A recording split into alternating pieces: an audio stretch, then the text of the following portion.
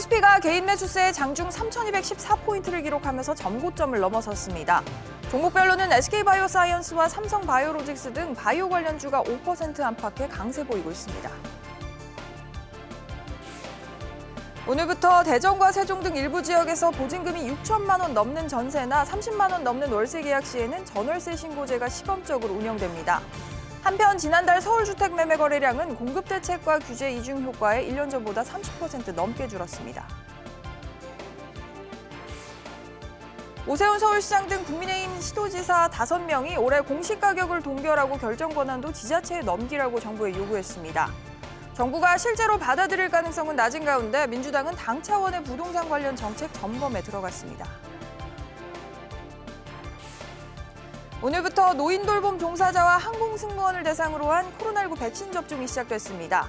군인과 경찰 등 필수 인력에 대한 접종도 당초 6월에서 이달로 앞당길 방침입니다. 이상 이 시각 주요 뉴스입니다.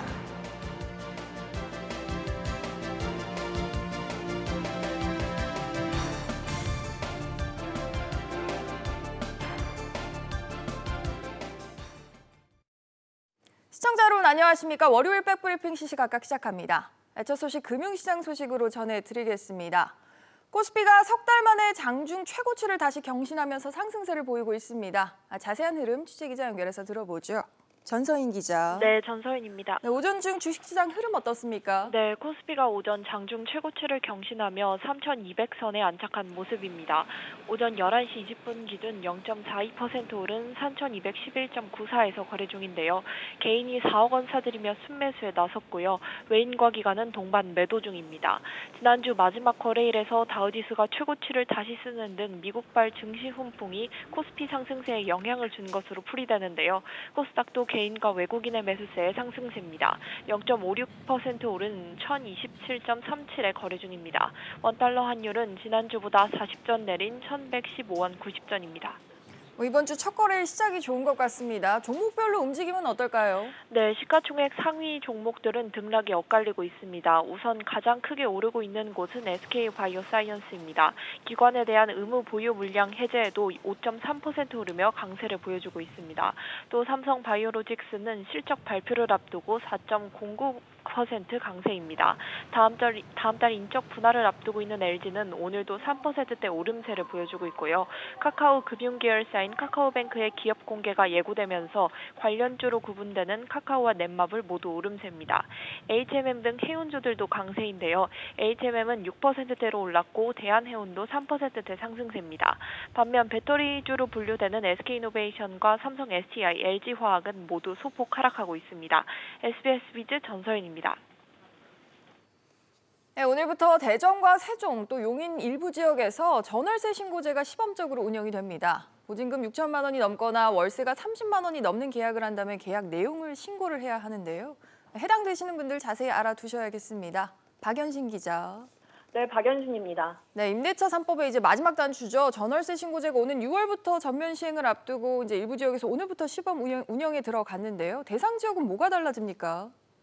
네, 오늘부터 전국 총 5개 동에서 주택 임대차 신고제가 시범 운영되는데요. 대상은 대전광역시 서구 월평 1, 2, 3동, 세종 특별자치시 보람동, 용인시 기흥구 보정동 등입니다.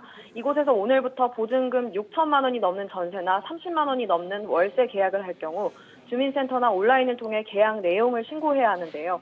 임대인이나 임차인 중 한 명이 계약 체결일로부터 30일 이내 계약서를 제출하면 됩니다. 해당 신고가 끝나면 임차인에게는 자동으로 확정일자가 부여됩니다. 계약 내용이 바뀌거나 계약이 해제됐을 때도 신고 의무가 적용됩니다. 그렇군요. 지난달 주택 매매 또 전월세 거래량은 얼마로 집계가 됐습니까? 네, 지난달 전국 주택 매매 거래량은 한 달 전보다 17.3% 증가한 반면 1년 전보다 6% 감소한 것으로 나타났습니다. 특히 서울 주택 매매 거래량은 한 달 전보다 12.5% 감소하고 1년 전보다는 31.8% 감소했는데요. 정부의 이사 공급 대책 발표와 함께 각종 부동산 규제로 인해 관망세가 이어진 것으로 보입니다. 반면 지난달 서울주택 전월세 거래량은 한 달 전보다 14.9% 증가했고 1년 전보다 12.5% 증가했습니다. SBS 비즈 박연신입니다. 재건축 추진 기대감이 커지면서 송파구가 올 들어 서울에서 아파트 값이 가장 많이 오른 것으로 집계됐습니다.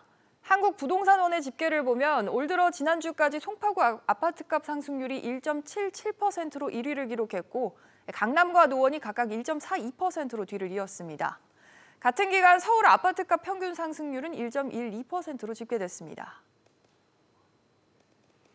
국민의힘 소속 지방자치단체장들이 정부의 공시가격 산정 체제를 비판하고 나섰습니다. 올해 공시가격을 동결하고 아예 결정 권한까지 지자체에 넘기라고 압박을 했는데요. 이 소식도 자세히 들어보겠습니다. 이광호 기자. 네, 이광호입니다. 일단 정확히 어떤 얘기가 나온 겁니까? 네, 발언에 나선 지자체장은 총 5명입니다. 오세훈 서울시장과 박형준 부산시장, 권영진 대구시장과 이철우 경북지사, 그리고 원희룡 제주지사입니다. 이들은 어제 서울시청에서 공시가격 현실화 공동논의 회의를 열고 4개 조항의 건의문을 발표했는데요. 우선 공시가격 조사와 산정 보고서를 지자체장에게도 제공할 것, 공시가격의 감사원 조사, 올해 공시가격 동결, 그리고 결정적으로 공동주택, 그러니까 아파트의 공시가격 결정 권한을 지자체에 이양해달라고 요구했습니다. 오세훈 서울시장은 이 자리에서 공시가가 오르는 게 문제가 아니라 너무 빠른 속도, 급등이 문제라며 정부의 공시가격 현실화를 비판했습니다. 부동산 민심을 다스려야 하는 정부 입장에서도 고민이 클 것 같은데 여기에 대한 정부 입장은 어떻습니까? 네, 공식 입장이 나오지는 않았지만 정부가 받아들일 가능성은 일단 낮아 보입니다. 국토부 관계자는 지자체장이 요구한 보고서는 이미 매년 지자체에 보내고 있다면서 공시가격 동결은 집값이 오른 사람들만 혜택을 보는 형평성 문제가 생긴다고 반박했습니다. 이어 지자체가 권한을 받아서 공시가격 조사를 한다면 어떻게 할지도 대안이 없다고 비판했습니다. 다만 여당에서도 서울시장 보궐선거 패배 이후 부동산 특별위원회를 꾸리는 등 세금 문제에 적극 나서고 있어서 상황을 지켜봐야 할 것으로 보입니다. SBS 비즈 이광호입니다. 다음은 코로나19 관련 소식도 짚어보겠습니다. 오늘부터 돌봄 종사자와 항공승무원 등을 대상으로 한 백신 접종이 시작이 됐습니다. 신규 확진자는 엿새 만에 500명대로 떨어졌는데 휴일 효과여서 확산세가 꺾였다고 보기는 어려운 상황입니다. 손석우 기자. 네, 손석우입니다. 백신 안전성 논란이 여전한 가운데서도 지금 백신 접종 대상자는 수차적으로 늘고 있습니다. 네, 그렇습니다. 오늘부터는 장애인과 노인 돌봄 종사자, 항공 승무원 등 40만여 명이 코로나19 백신을 접종합니다. 또 오는 26일부터는 의료기관과 약국 종사자 등 보건의료인과 또 만성 신장 질환자에 대한 접종을 시작하고요. 당초 6월로 예정돼 있던 군인과 경찰 등 사회 필수 인력에 대한 접종도 이달로 앞당겨서 시행하기로 했습니다. 다음 달부터는 65세에서 74세까지 어르신 494만여 명, 또 유치원과 초등학교 교사 49만여 명에 대한 접종을 시작합니다. 이들은 모두 아스트라제네카 백신을 맞을 예정입니다. 혈전 생성 논란과 또 미국 정부의 추가 접종 검토 등 백신 수급이 불안한 상황에서 정부는 일단 확보한 백신을 최대한 많은 사람에게 접종을 하는 데 주력하기로 했습니다. 한편 혈전 생성 위험성이 제기되며 미국에서 접종 중단 권고가 내려진 얀센 백신은 오는 23일쯤 조건부로 접종이 재개될 가능성이 높은 것으로 알려졌습니다. 그렇군요. 주말 새 신규 확진자는 얼마나 나왔습니까? 네, 오늘 자정 기준 코로나19 신규 확진자는 532명입니다. 1일 코로나 확진자가 500명대를 기록한 것은 지난 13일 이후 엿새 만인데요. 그러나 주말 새 검사 건수가 대폭 감소한 데 따른 것이어서 확산세가 꺾였다고 보긴 어렵다는 게 방역당국의 설명입니다. 거리두기 단계 조정의 핵심 지표인 하루 평균 지역 발생 확진자는 662명으로 여전히 2.5단계 범위 상단선을 넘은 상태입니다. 더욱이 최근 인도발 이중 변이 바이러스까지 국내 유입이 확인된 상태여서 4차 대유행 위기감은 고조되고 있습니다. SBS 비즈 손석우입니다. 남영유업이 자사 유제품인 불가리스의 코로나19 억제 효과 발표로 소비자의 혼란을 일으킨 뒤 불매운동이라는 역풍을 맞고 있습니다. 특히 지난주 식품의약품안전처가 관할 지자체인 세종시 측에 남양유업 세종공장에 대한 2개월 영업정지 처분을 요청을 했는데요. 세종시가 남양유업에 그대로 영업정지 2개월 사전 통지서를 보냈습니다. 이 내용도 취재기자 연결해서 들어보겠습니다. 장지영 기자. 네, 장지연입니다. 소비자들이 남양유업에 실망을 하면서 또다시 또 불매운동이 확산된 조짐을 보이고 있다고요. 네, 온라인 커뮤니티를 중심으로 불매운동 목소리가 나오고 있습니다. 소비자들은 이번 불가리스 논란은 코로나19 사태 속 불안 심리를 이용한 상술로 받아들이는 분위기입니다. 앞서 남양유업은 지난 2013년 본사 직원이 대리점에 폭언을 하고 강매를 한 정황이 드러나면서 소비자들이 불매운동을 벌이기도 했습니다. 이후 경쟁사 비방으로도 기업 이미지가 탈취됐는데요.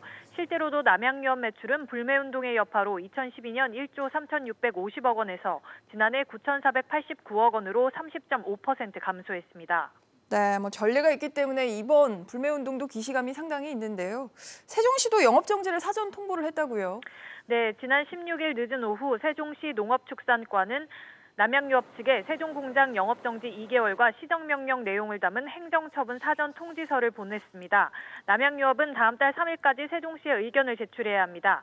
아직 남은 절차들이 있기 때문에 해당 처분이 확정된 것은 아닙니다. 하지만 실제로 공장이 영업정지될 경우 남양유업에 우유를 납품하던 낙농업자들이 애꿎은 피해를 보는 등 지역사회 파장이 커질 것으로 보여 세종시의 고민도 깊은 것으로 알려졌습니다. SBS 비즈 장지연입니다. 다음 소식입니다. 정부가 비트코인과 이더리움 등 가상자산 거래에 대한 집중 단속에 들어가기로 했습니다. 최근 가상자산 가격이 폭등하면서 이걸 악용한 자금 세탁과 사기 등 불법 행위 가능성이 높아지면서 의심 거래를 집중 단속한다는 방침입니다. 취재기자 역시 연결해서 들어보겠습니다. 서주영 기자. 네, 소주연입니다. 이번 단속은 언제까지 진행이 되는 걸까요? 네, 이달부터 오는 6월까지 범정부 차원의 가상자산 특별 단속이 이루어지는데요. 금융위원회는 가상자산을 출금할 때 1차로 금융회사의 모니터링을 강화하고 금융정보분석원의 불법 의심거래 분석 결과가 수사기관과 세무당국에 통보되도록 공조체제를 강화하기로 했습니다. 경찰은 가상자산 불법 행위의 유형별로 전담부서를 세분화하고 가상자산 추적 프로그램 보급도 늘리기로 했습니다. 공정거래위원회는 가상자산 사업자의 이용 약관을 직권조사해서 불건정 약관을 찾아서 시정할 계획인데요. 기획재정부도 금융감독원과 협조해 외국간 거래법 등 관계법령 위반 여부에 대한 점검을 강화합니다. 네, 이번 특별 단속 배경도 짚어주시죠.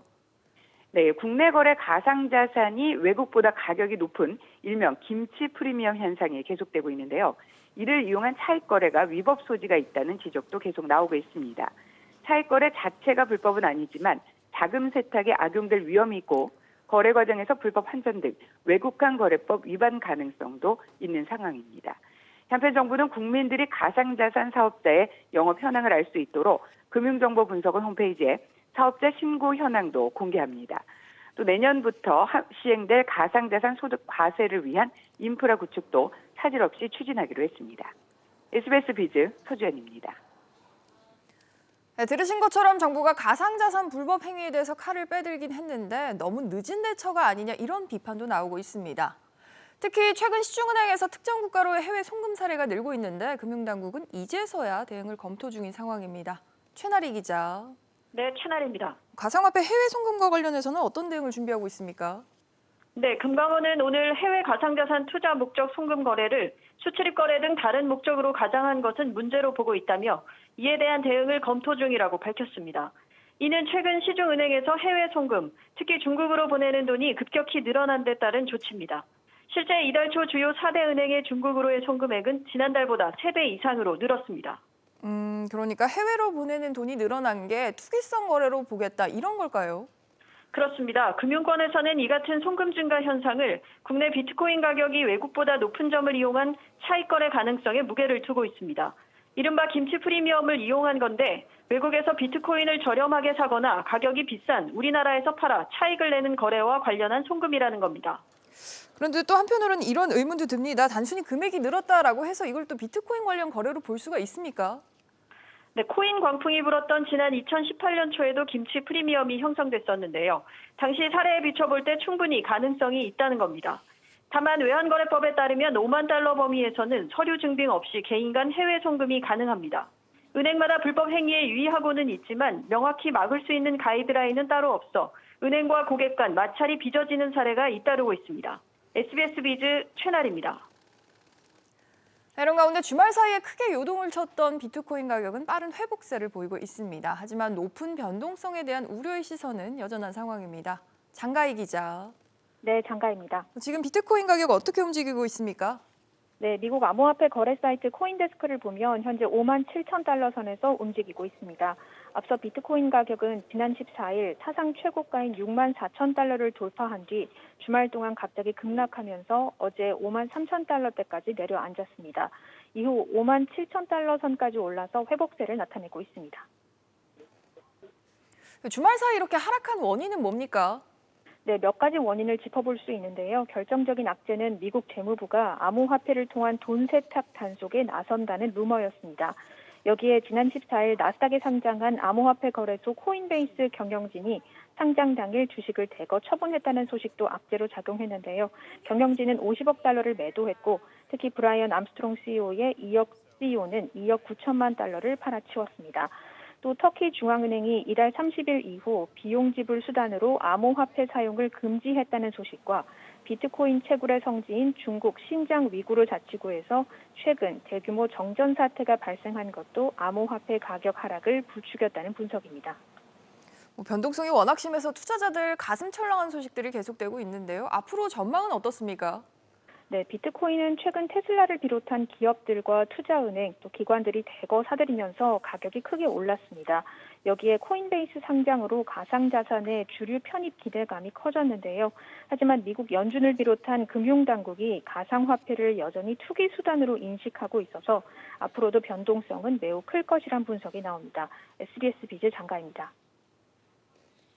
다음 소식입니다. 가장 비싼 인터넷 요금제를 쓰는데도 실제 속도는 100분의 1에 불과했다라는 주장이 나왔습니다. 구독자가 169만 명에 달하는 IT 전문 유튜버가 폭로한 내용이라고 하는데요. 자세한 소식 들어보겠습니다. 유선우 기자. 네, 류선우입니다. 먼저 이게 어떤 내용입니까? 네, 지난 17일 한 IT 유명 유튜버는 2년째 KT의 10기가 서비스를 이용했지만 실제 인터넷 속도는 이에 훨씬 미치지 못했다는 영상을 올렸습니다. 이 유튜버는 최근 사무실 인터넷 속도가 100메가에 불과한 점을 발견해 KT에 문제를 제기했지만 납득할 만한 답변을 받지 못했다고 주장했는데요. 또 이런 문제를 처음 겪은 게 아니라 두 번째라고 했습니다. 원격 초기화를 통해 속도 문제는 해결됐지만 근본적인 원인을 알 수 없었다고 덧붙였는데요. 그는 인터넷 요금으로 매달 88,000원, 1년에 100만 원 넘게 지출하고 있다며 최저 요금제보다 4배 비싸지만 서비스를 제대로 받았다면 요금이 아깝지 않았을 것이라고 말했습니다.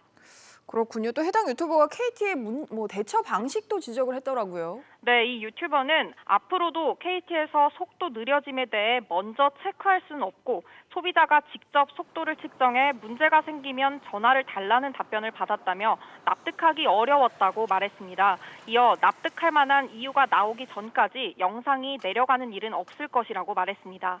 이런 주장에 대해 KT는 현재 정확한 사실관계를 파악 중에 있다며 문제가 있다면 적극적으로 개선이나 조치를 취할 것이라고 밝혔습니다. SBS 비즈 류선우입니다. 증권사가 주식거래 프로그램 오류로 고객들에게 배상한 건수가 폭증한 것으로 집계가 됐습니다.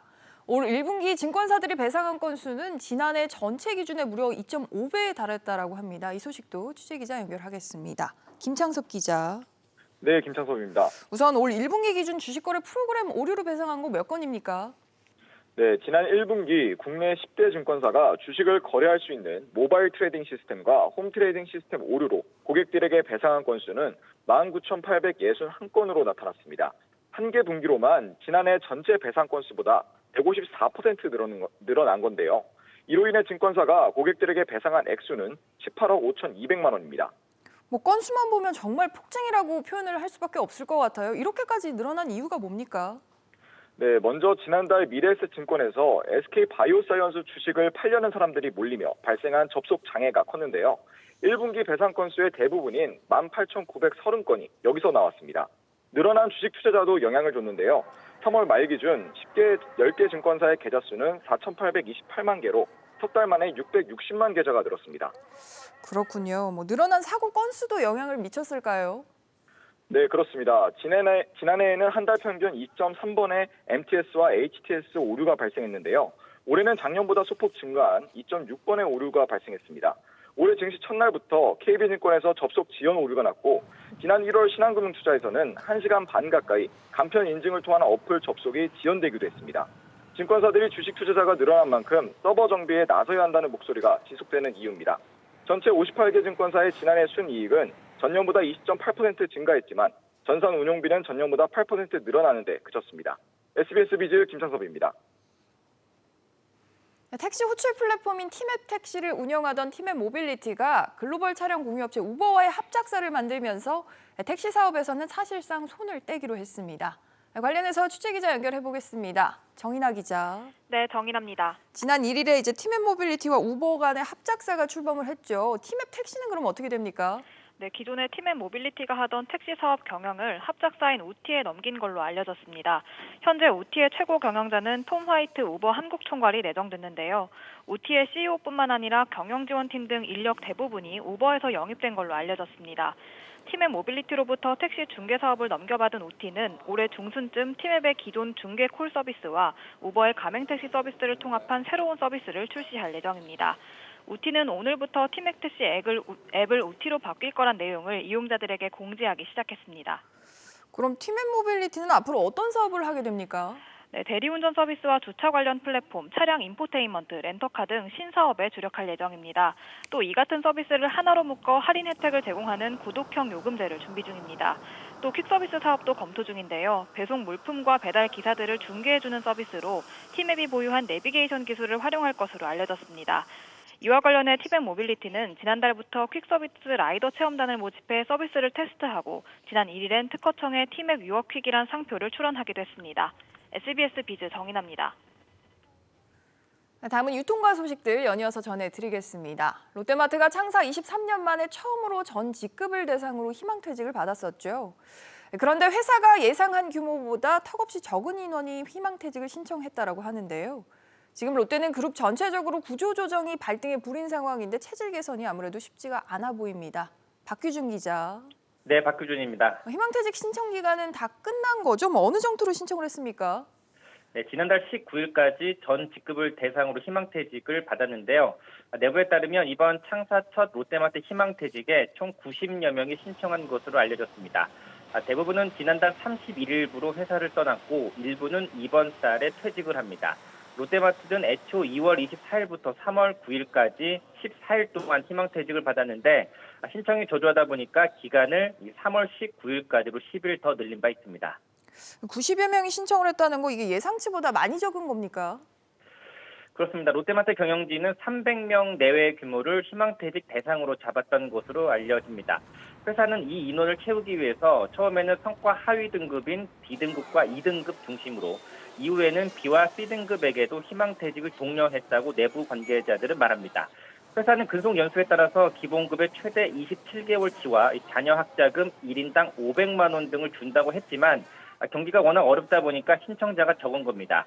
이에 회사가 희망퇴직을 추가로 또 신청 기간도 수개월로 더 늘려서 받을 수 있다는 말들이 나오고 있습니다. SBS 비즈 박규준입니다. 우유업계 1위인 서울우유가 대출이자로 수백억 원의 수익을 거둔 것으로 나타났습니다. 서울우유는 대출이 가능한 협동조합인데 지난해 아파트값 급등의 영향으로 제2금융권인 서울우유로 돈을 빌리러 온 사람들이 몰린 것으로 보입니다.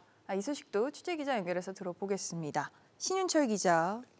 네, 신윤철입니다. 우선 이게 가능하다는 거 모르시는 분들이 더 많았을 것 같습니다. 서울우유가 또 은행처럼 대출이 가능하다고 하는데 굉장히 생소한 대목이에요. 네, 서울유는 여신, 즉 대출과 수신료로 불리는 예적금 사업이 가능합니다. 바로 농업협동조합법 때문인데요. 이 법을 기반으로 설립한 서울우유와 같은 조합은 타인의 돈을 막고 이자를 주거나 다른 이에게 빌려주는 신용사업을 할 수가 있습니다. 그렇군요. 서울우유가 얼마를 대출해주고 또 얼마를 벌었습니까? 일반 은행이나 농협처럼 많은 돈을 번 건 아니지만 나름 의미 있는 수업을 받았습니다. 이 서울우유가 내놓은 경영 공시를 보면 지난해 대출 채권의 총액은 1조 3천억 원입니다. 이 중 부동산 담보 대출이 1조 2,200억 원으로 전체 대출의 90% 이상을 차지합니다. 특히 이 중에서 순수하게 주택 구입을 목적으로 빌려준 돈이 3,880억 원에 달합니다. 이렇게 대출에서 벌어들인 수익은 작년에만 대략 387억 원에 달했습니다. 전년도 458억 원보다는 줄어든 것이지만 본업이 아닌 부업으로 400억 원 가까이 벌어들였다는 것은 의미가 남다르다는 분석입니다. 그렇군요. 이렇게나 부동산 또 주택 관련 대출이 늘어난 이유를 살펴보면 역시나 부동산 광풍의 영향을 있었다 이렇게 봐야겠죠. 그렇습니다. 주택시장 관심이 높아지면서 너도나도 대출을 받았는데 1금융권 대출이 까다로워지면서 2금융권이 서울우유 등에도 대출 수요가 몰린 것으로 보입니다. 서울우유의 대출 사업 세부 내역을 보면 전체 대출 중 사업자를 뺀 가계에서 빌려간 돈이 1조 원 이상으로 대부분입니다. 그런데 가계 대출의 30%는 주택 구입이 목적이라며 돈을 빌려갔습니다. 생계자금이나 다른 대출 상황은 모두 줄었는데 유일하게 주택 구입을 이유로 주택담보대출이 늘어난 겁니다. 또 조합원이 아닌 일반인 대상 대출이 늘어난 점도 눈에 띕니다. 비조합원 대상 대출은 7,420억 원으로 1년 사이 750억 원가량 늘었습니다. SBS 비즈 신윤철입니다. 지난해 7만 2천여 개의 제조업 일자리가 해외로 빠져나갔다라는 분석이 나왔습니다. 한국경제연구원은 제조업 해외 직접 투자와 외국인 직접 투자 통계를 바탕으로 추정한 결과 이같이 나타났다라고 밝혔습니다.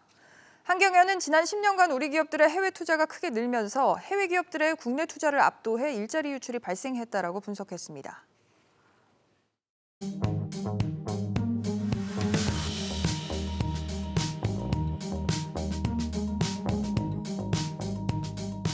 안녕하세요. K웨더 공기진흥센터에서 전해드리는 대기오염 예보입니다. 현재 미세먼지 상황입니다. 서쪽을 중심으로 미세먼지 농도가 약간 높아진 걸 확인하실 수 있는데요. 서울도 곳곳으로 먼지 농도가 높습니다. 현재 서울 중 자양동이 미세먼지 농도 가장 높게 나타나고 있고요. 시흥동과 우의동도 미세먼지 농도 나쁨 단계까지 올라 있습니다.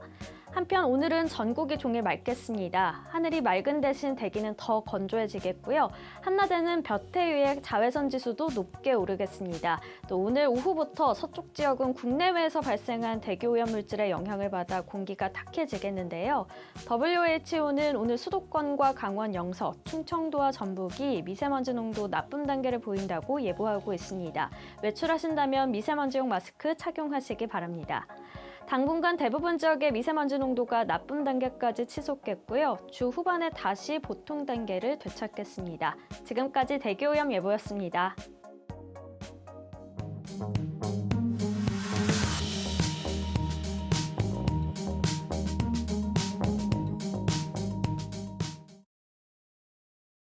네, 4월 19일 월요일 오전 저희가 준비한 소식은 여기까지입니다. 시청해주신 여러분 고맙습니다.